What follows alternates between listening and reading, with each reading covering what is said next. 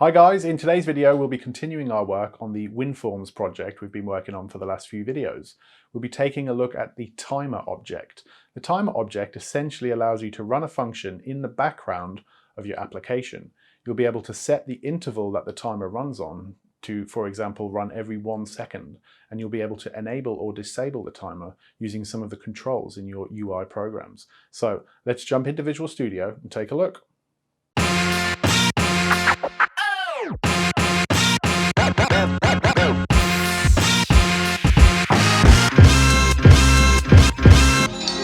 So continuing on from yesterday's project, we're still using our WinForms application, and we've obviously looked at labels and text boxes and buttons. We're now going to look at the timer object. So previously we've been looking in these common controls. We'll minimize that one and we'll just go into all controls. And if we scroll down to T, we can drag a timer into our application, and you'll see nothing actually goes into the user interface because a timer isn't really in the user interface. It's kind of just attached to the form, and you'll see we've now got our timer 1 at the bottom. And if you look on the right in the properties, you'll see that we can name it. So we'll just call it TMR timer.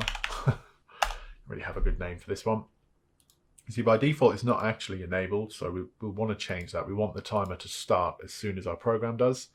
And you'll see here we also have interval, and this is how often in milliseconds that the timer will tick, essentially. And when the timer ticks, we can run some code. So 10 times a second would be 100. That's a bit too quick for what we want to do today. So we'll set it to 1000, which will mean that it runs every 1 second.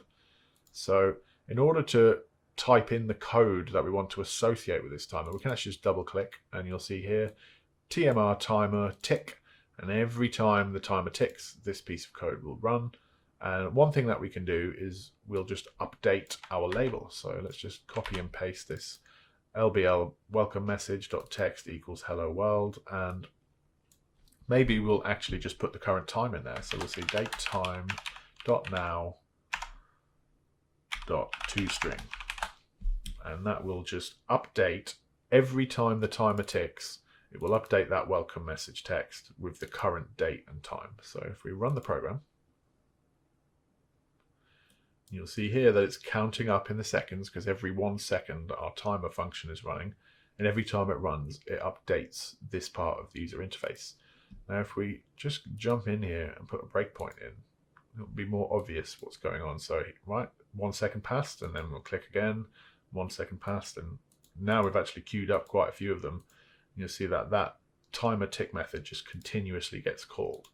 What we could do is we could look at disabling that based on when the user clicks our button, or maybe we want to enable and disable it when a user clicks the button. So we'll just remove all of this code that we put in yesterday. We'll say when someone clicks the button, we want the TMR timer dot enabled to equal not TMR timer enabled.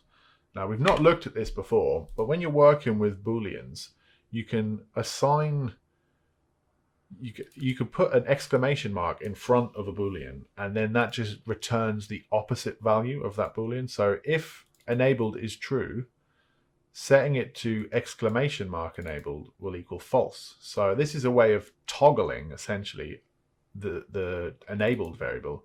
We'll just say if it's not enabled, enable it, and if it's enabled, disable it. And it's just kind of shorthand. We could achieve the same thing by saying if TMR timer dot enabled, and then we could say TMR timer dot enabled equals false, and then we could say otherwise, and then instead of setting it to false, we'll set it to true. So this code is essentially doing exactly the same thing as this code, except this time we're just using that exclamation mark syntax on this bool variable to just say that we want to set it to the opposite of what it currently is. So it's a little bit confusing, but it's a really nice shorthand for just toggling something in a one line of code. So if we start our program, we see here that the time is now updating, but if we click the button, it's going to stop that timer. And you'll see now the timer has stopped updating the time. But if we click it again, it's going to toggle it back on, and then it starts updating the time again. So that's kind of an introduction to timers. Timers are really good for having sort of code run almost in the background, in addition to anything you're doing with your buttons and your text boxes when you're clicking and what have you. That time is kind of sat there in the background, and it's a very easy way to do something called threading. Obviously, computers have multiple processors, so a long time ago, before we had dual core and quad core and 8 core and 16 core processors, every processor just had one thread, one core, so it could only do one thing at a time. And obviously it does those things very quickly, but it's still kind of a queue. Each processor core has a queue, and the queue just moves through as quickly as it does. Whereas now that we have computers with multiple cores, that's multiple queues, we can issue commands from our code into any one of those cores. And that's kind of what a timer does.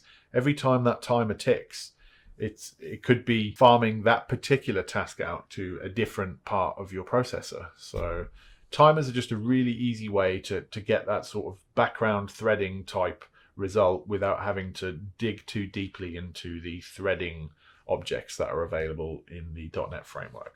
And we will cover threading in more detail later, but for now, timers are a really easy and effective way to get that sort of background processing in your apps.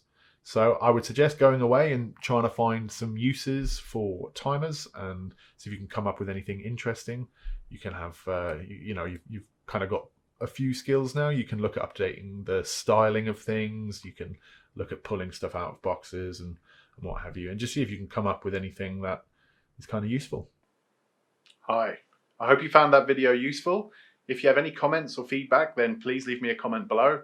I'm currently doing new videos every single day, so if you'd like to be notified about those, then hit that subscribe button, and I will see you in the next one.